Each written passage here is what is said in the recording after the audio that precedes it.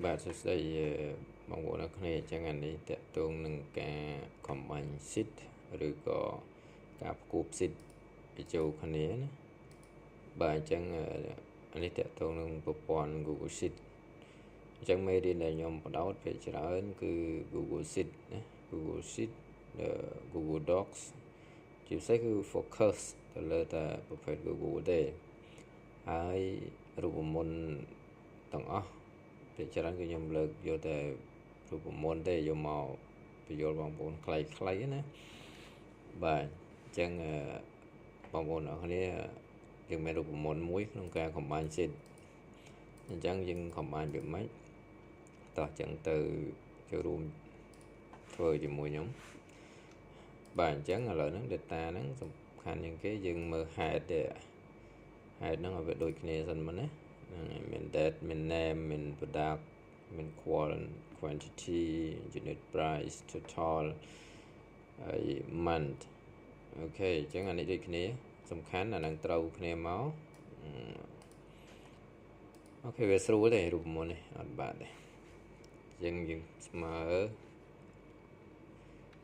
filter ណាយើង combine តាមរយៈរូបមន្ត filter មកយើង filter ហ្នឹង filter ពី data មួយសិនណាចឹងយើង filter ពី G17 មកដល់ A3 អូខេ A3 យើងប្រើ comma មួយ comma ហើយគឺយើងយកទិន្នន័យ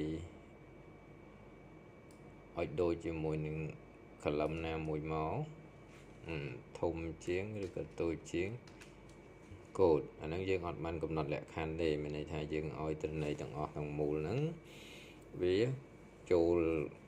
មកដោយអត់មានខូចទ្រង់ទ្រាយរូបរាងអីទេបើ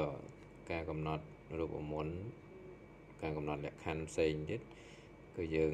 មានបន្តទៀតណាអញ្ចឹងឥឡូវយើងយកទាំងដុលមកសិនបាទ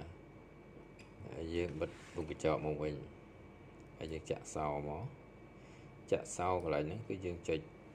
F4 បាទអញ្ចឹងយើងបានមួយណានេះនេះទិន្នន័យយើងបានមួយហើយ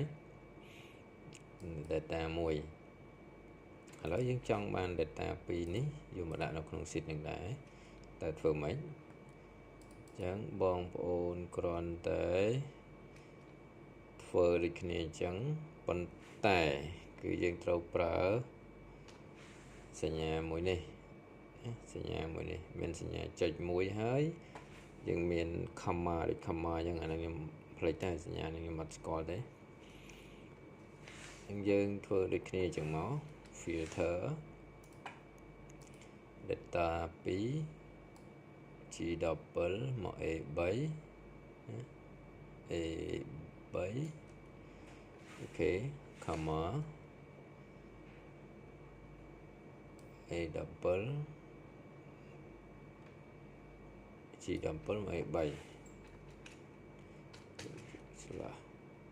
អូខេប៉ុន្តែបន្ទាប់ពីយើងបិទវងកញ្ចក់ហើយគឺយើងត្រូវតែប្រើសញ្ញានេះ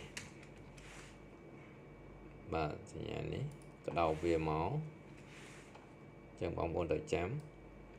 យើងមាន2លក្ខខណ្ឌ2 sheet combine ហើយយើងត្រូវតែប្រើសញ្ញានេះបាទសញ្ញានេះមិនមែនជាគ្នាទេណាអានឹងសញ្ញារួមយើងនិយាយទៅខ្ញុំអត់ច្បាស់ដែរសញ្ញាហ្នឹងខ្ញុំអត់សូវច្បាស់ទេ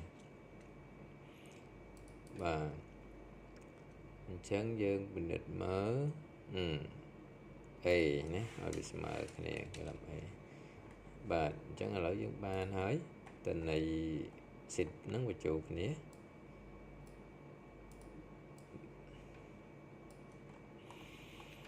បាទអញ្ចឹងអានេះតកតទៅនឹងការ combine sheet ឬការផ្គូផ្ sheet ណាបងប្អូនបាទឥឡូវគឺខ្ញុំចែករំលែកប៉ុណ្ណឹងសិនចុះ